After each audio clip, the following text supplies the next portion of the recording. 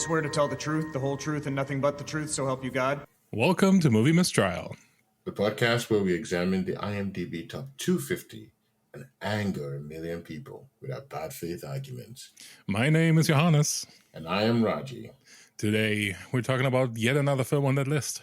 Michael Curtiz's romantic war drama, Casablanca. Casablanca was released on January 23rd, 1943, starring Humphrey Bogart, Sidney Greenstreet, and Ingrid Bergman.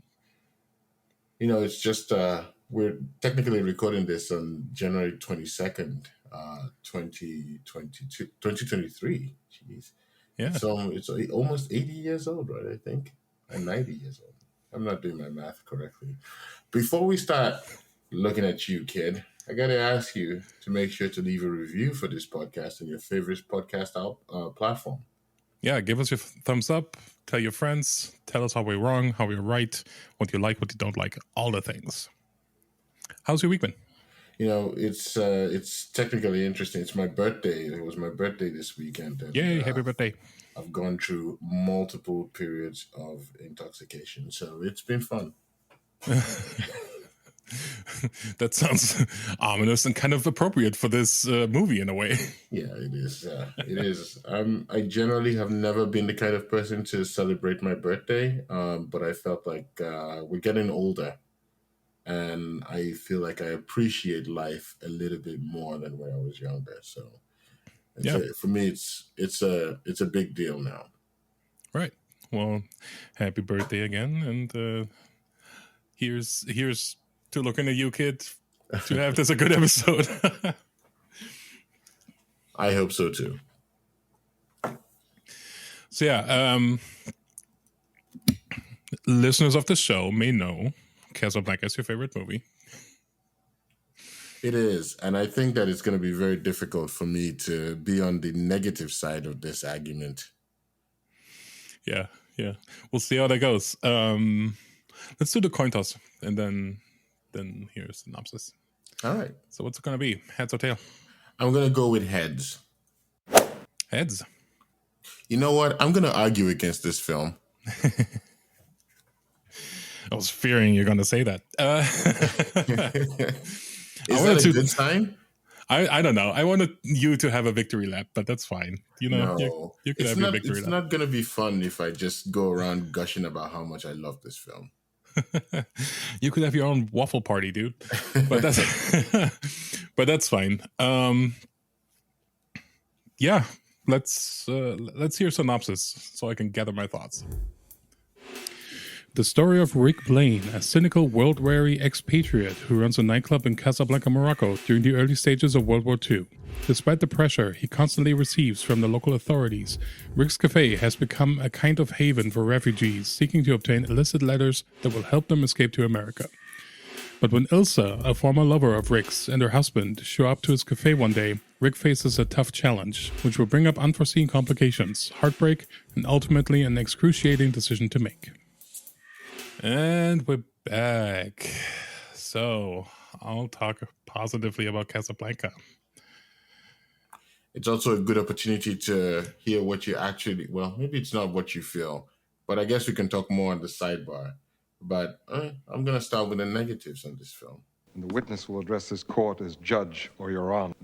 The court, your honor, ladies and gentlemen who's listening to this podcast, I'm going to talk from the perspective of somebody who is watching Casablanca for the very first time in the last decade.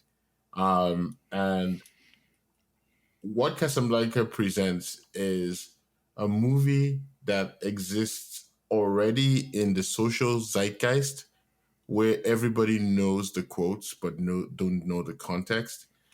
And when you eventually watch this film, you feel like it's a cliche of almost everything you've seen today because there are nods to almost every relationship type, every character type that exists in current films. And in a sense, you could feel like you're watching a movie that doesn't present anything new or doesn't add much to the movie zeitgeist that currently exists. for you to get the most out of this, you have to understand the context in which Casablanca was created. And for the casual viewers, the mixed tones of the film, I will say that Casablanca has multiple tones, and that could be a little bit disorienting because you can't tell whether you should be laughing about the grim situation that is happening right now, or you should be cheering for some of the characters, because in reality none of them are pure or good. It's just humans trying to survive in a pit of filled with some of the most um, I would call them interesting people, rather than detestable, but some of the most interesting people. And as a result of that, you have people compromising their principles in every single way. So this movie has a very very wide tone, and it's not singular. So in some senses, you could have a situation where you have an overwhelming set of themes that you have to deal with. So I'm going to go with those two arguments as reasons why this movie should not be on this list. Interesting. Your Honor. So, uh, this movie came out in 1943 and was made in 1942. And one of the first things that stood out to me was like this movie was made while the war was still going on, right? So I felt like watching it because I am the person that you described, right? I've never seen this movie before. It was the first time watching it, and yeah, that was the first thing that kind of stood out to me. I felt it was very bold to do this, and it also showed kind of an interesting awareness of what is going on. Like, I feel like oftentimes people can get lost in like the war's happening and you're kind of not aware of all the things that are happening. But like, this is obvious. People were very aware that people were running for their lives. So that's kind of interesting point in time that they made this. And it's an interesting display of the times that were ongoing at, back then. What I learned as well is that a lot of the actors in the show, in this movie, are people that fled Germany, are actors, Jewish actors that fled Germany, and are showcased here. And I think that's brilliant in itself. And the core of this movie gives us an interesting problem, right? We have a fixer, a person that established himself in Casablanca as a fixer, as an enabler for other people to flee, and he's confronted with his old love, who now has a different person. So he's kind of at a crossroads, right? And it's kind of a morale question in a way, like do I help them, do I not help them, do I help her only or both of them, do I look out for myself and her and flee with her or not, right? So it has all these questions that are very interesting and compelling. And I think one of the clear standouts in this movie is the scene in the bar when there's kind of a resistance, kind of a counter resistance happening, when the Germans are playing a song, and then the I think it's the French anthem is played. That is just such a powerful moment. So I think, like, all in all, like, all the positives of this is like it's hyper aware of the times it was made of. It was made in. It features people that were oppressed. I think that's brilliant. And then the core story is very compelling, right? So I think it deserves to be here. So I'm gonna talk a little bit about some of the tones, and I think I'm gonna give you some context, because anybody who watches Casablanca sees what they want to see. Some people think that Casablanca is a romantic film, I've never watched Casablanca and thought it was romantic. I thought it always felt like a spy thriller with me, with elements of comedy intertwined.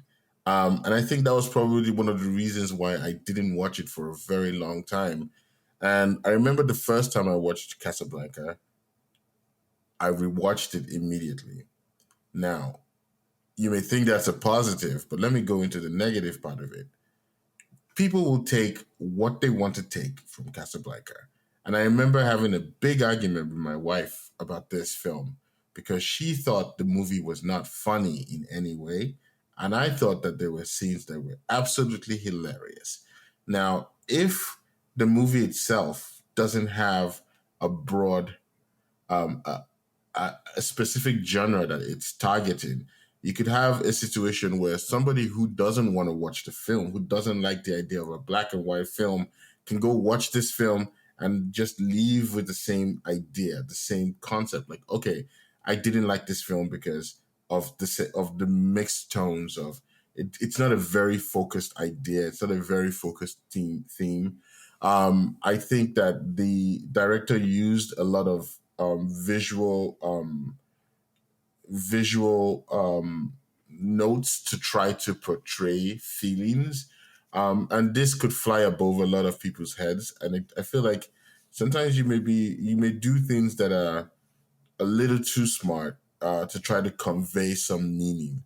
I'm going to talk about the relationships, and I think that Rick's relationship.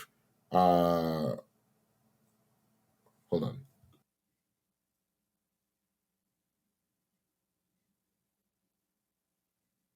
With Ingrid's character was very one sided.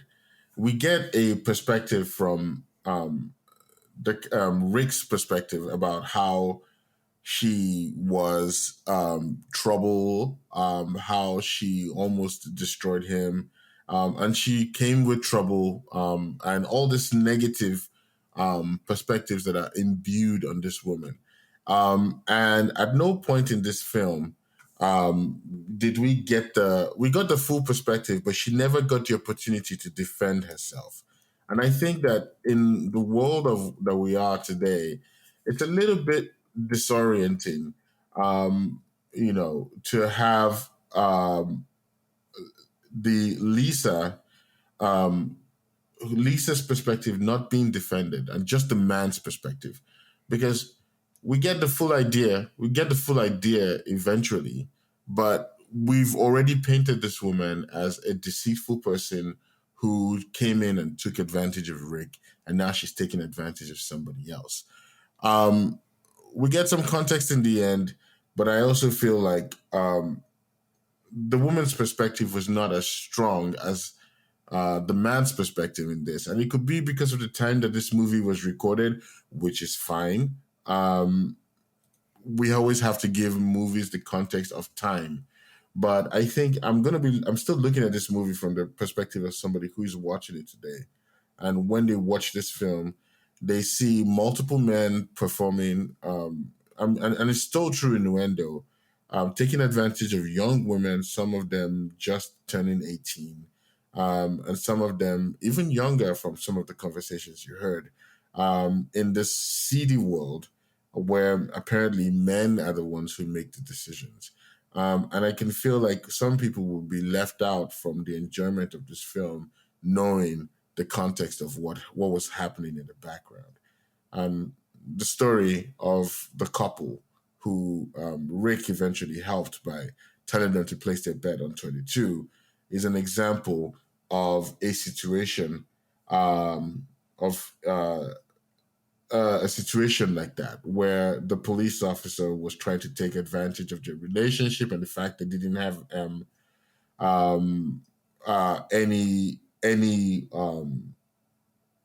any money, and Captain Louis was trying to use that as a means to slip with the woman. And she came to Rick with this burning urge, this burning idea where she wants to sacrifice herself for to save herself and her husband. Um, and Rick only did it because, I guess because he had a good heart. But I think that in some situations, we know that Rick would take advantage because we saw the lady that Rick was with at the very beginning. So it's a very seedy world, and some people may be put off by that. So yeah, these are some of my arguments. Interesting. I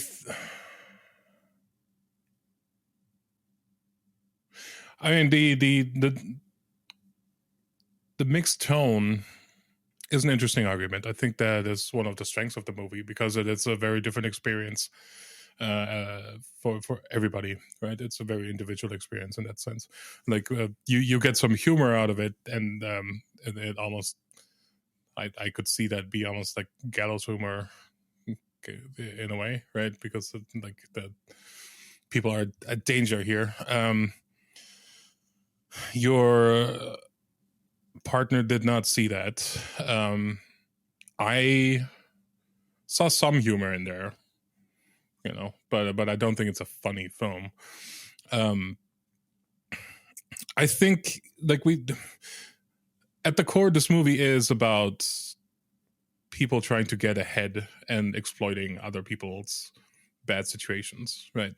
So I think the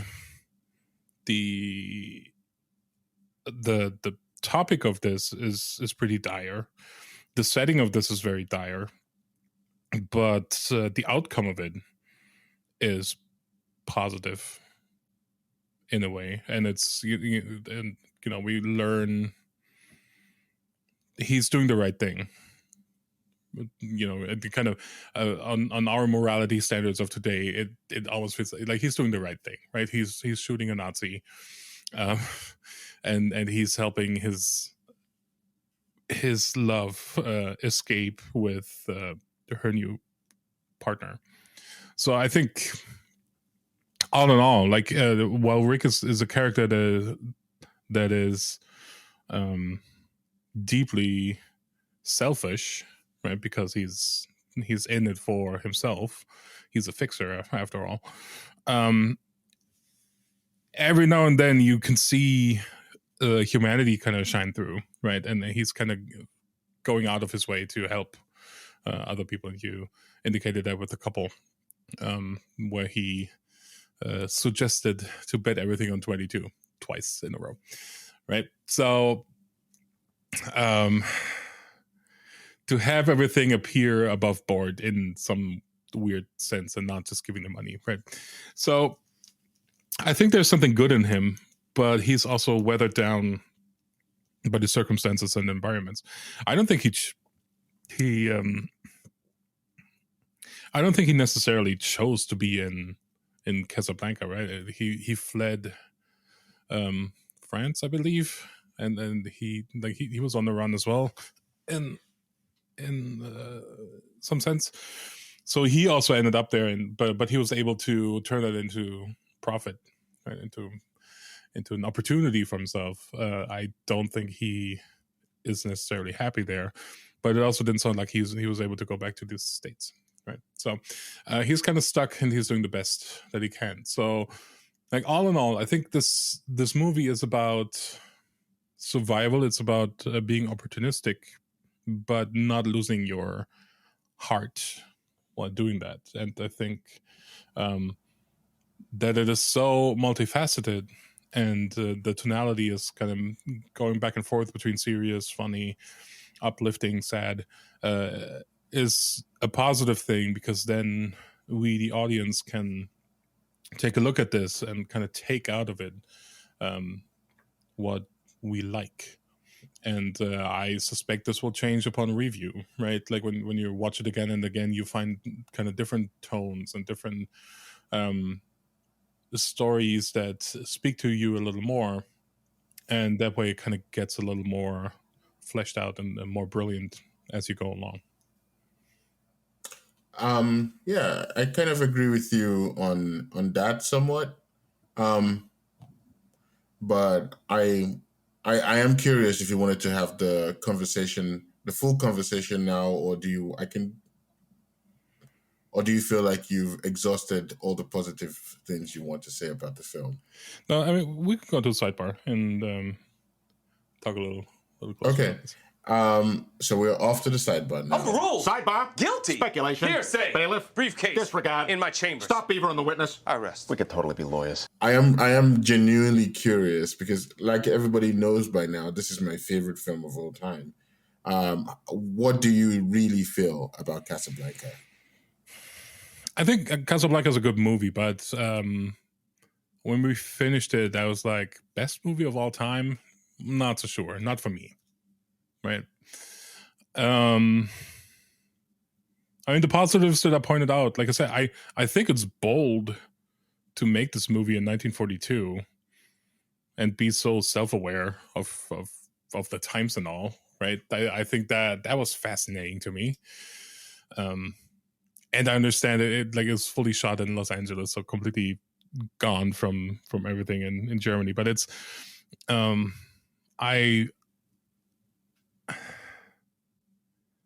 I found that to be kind of remarkable, right? Like it's like I said, it almost feels like, you know, that during a war you kind of ignorance is bliss in a way.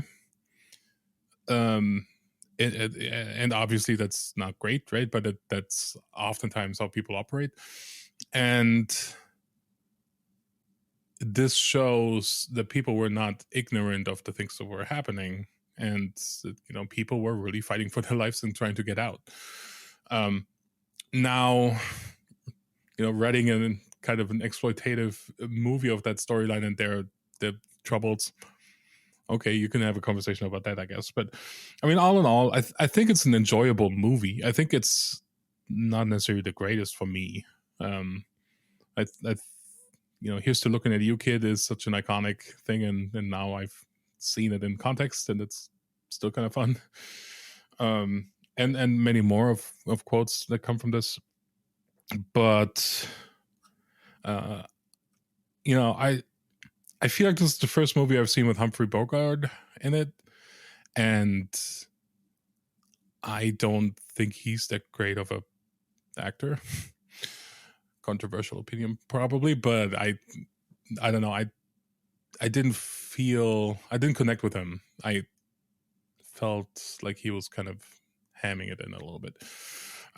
There's some other good performances in this, but he was one of the weaker links in my opinion.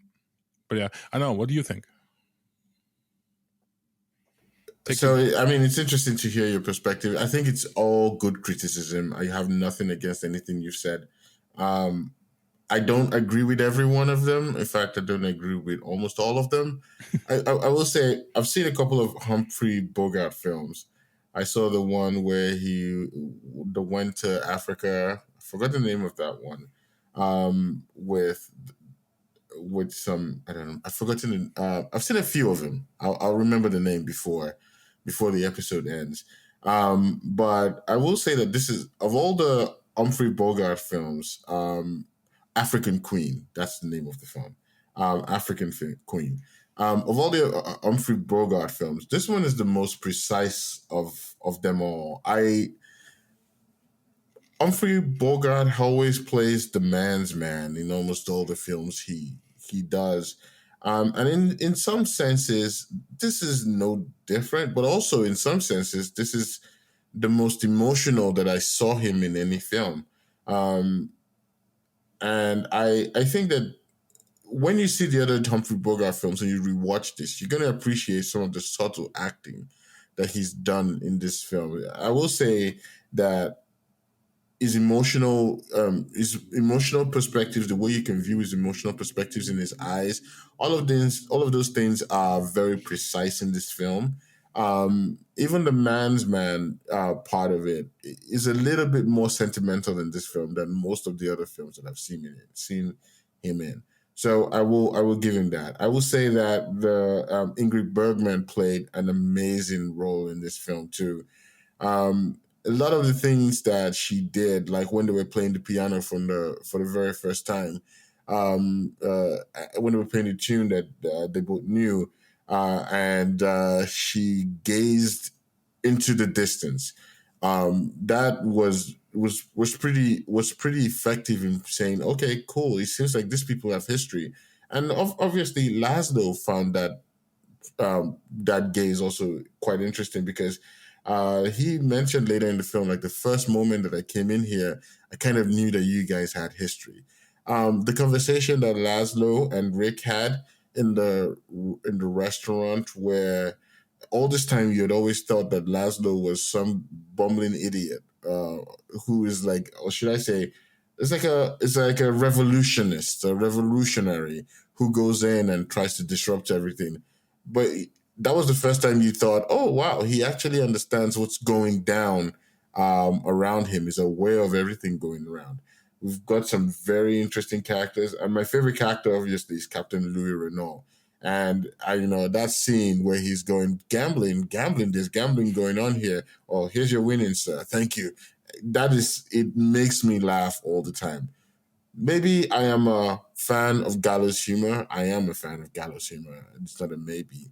I watch a lot of dark comedy, and this lots of the dark jokes in this film kind of vibes with me. And maybe somebody else wouldn't see that as very funny, but every time I watch it, I'm always laughing. Um, I think that the fact that you didn't know what Rick was going to do till the very end, and the fact that Captain Louis Renault, you didn't know what he was going to do till the very end, and they walked away together, going, "This is going to be the start of a very wonderful friendship." Um, it's also very interesting to me because you see two characters who are steeped in the seedy world realizing that both of them are two sides of the same coin. I love this film. I've watched it so many times, and every single time it's just as good to me. Um, there's some very funny German jokes there too. Which watch. What time? What time is this? Which watch? And that was also very funny. Um, but yeah, I'm a big fan of this film without a doubt. And if you give me the opportunity, I would just keep talking about how great the film is. The fact that it stands the test of time. I don't think you have to appreciate the fact that um, did it feel out of place when you watched it? It still felt like relevant, right? Despite the fact that it was so old. Yeah, it felt relevant. I think the thing that now takes you out of it a little bit is just the constraint, the space constraint. Like it's a very tight, closed-in movie, right?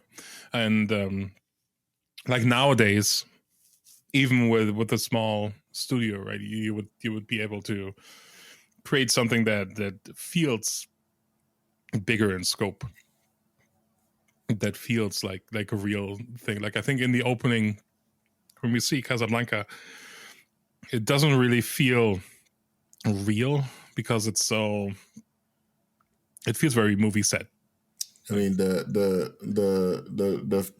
fake plane at the very beginning doesn't help it doesn't help the argument. That stuff is fine though, right? It's just the physical sets feel movie set like to me. Like it doesn't feel like real spaces in a way, and then that's I suppose a limitation. But other than that, it still holds up. I can appreciate the use of light, and just kind of, I mean, this, like I said, it's a very old movie at this point, right? But just kind of the way light is used to also inform characters in a way, like from coming from the darkness into the light, and all that kind of stuff is kind of interesting. I did want to touch on the song that you said, and I just want to touch on the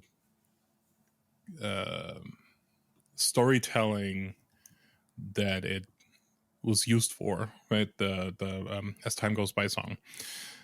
The brilliance of it is that it establishes the relationship between them so well, right? Because he doesn't want to hear the song because it has bad emotions behind him, because it makes him think of her, and she still likes the song, right? And it's kind of a good way to introduce that conflict between them, but he allows it. because he sees her again, and that invokes kind of positive things. And so there's a lot going on in this movie that is done really well. But it is also a movie that just kind of feels very old-fashioned at this point, because for many reasons, right? Technology and, like I said, sets, and the acting is a little weird. The dialogue is a little is good, right? Like, it's well written, but it feels a little unnatural now. So yeah, it's a little bit of a conflict. I think it's a good movie. It would be kind of an interesting study in remaking this. I'd probably be raked for that statement, but just to kind of see a modern take on a story like this would be interesting. I don't think it would necessarily be good, but it would be an interesting exercise. I mean, I think you make an interesting point. It could be interesting, but I think you alluded to a lot of this. A lot of people would argue that Casablanca is a propaganda film in a sense, and they would have some arguments to say that it actually is. There's some sentences in that film, like, when Rick was asking, what's the time here? What's the time in Casablanca? And he goes, people are asleep all across America. And he was talking about the fact that most people are sleeping about the war. And there's so many. I mean, the idea that he's unsure about what side he wants to take at the very beginning is a metaphor to say that America is unaware of the perspective of the war at that point.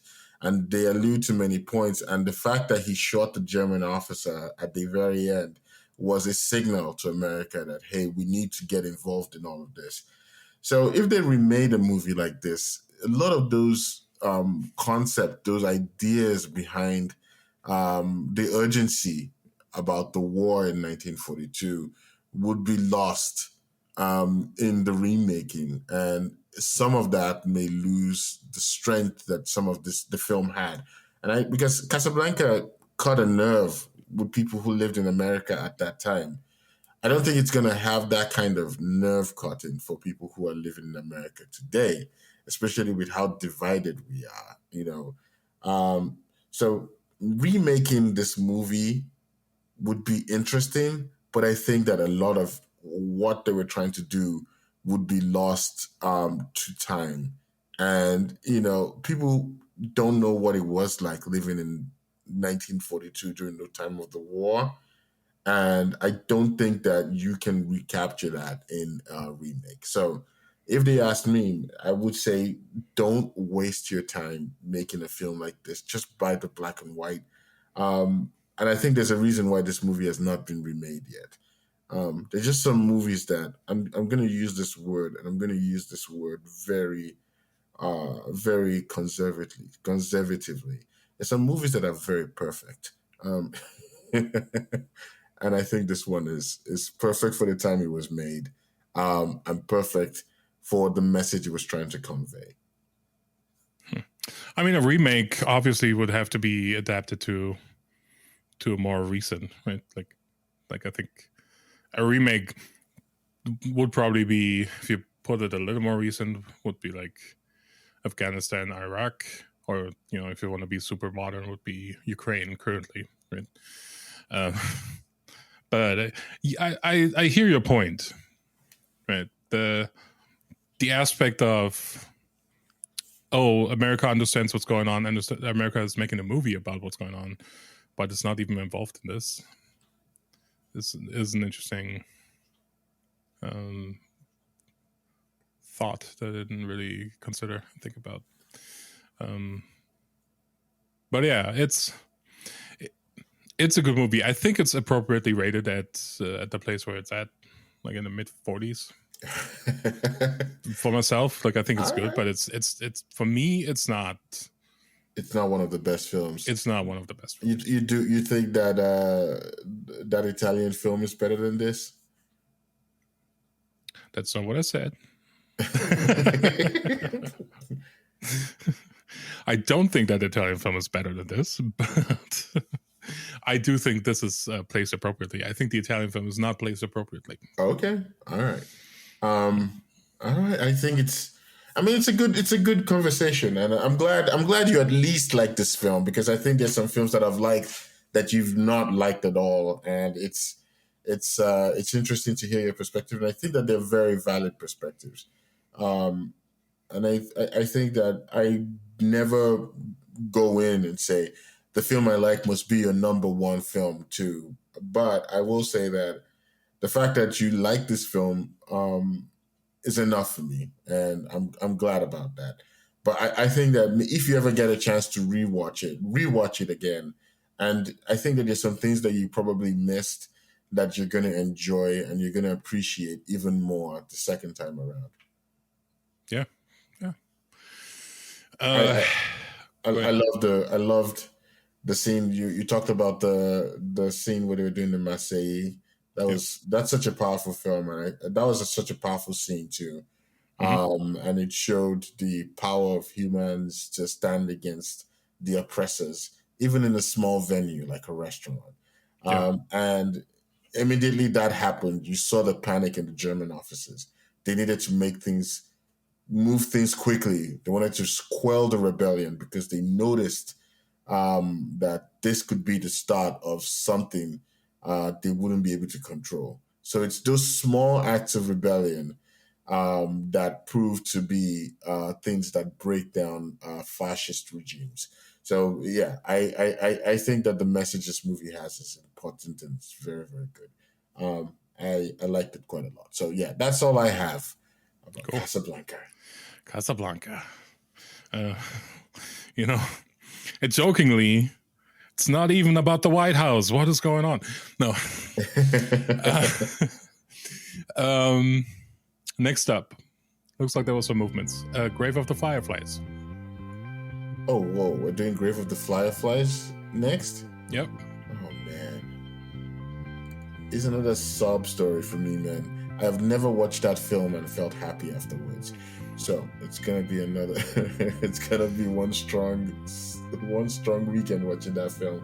Yeah. By the way, it's one of my more favorite Studio Ghibli films, and it's gonna be interesting to talk about it. Yeah. I've never seen it, so looking forward to seeing it.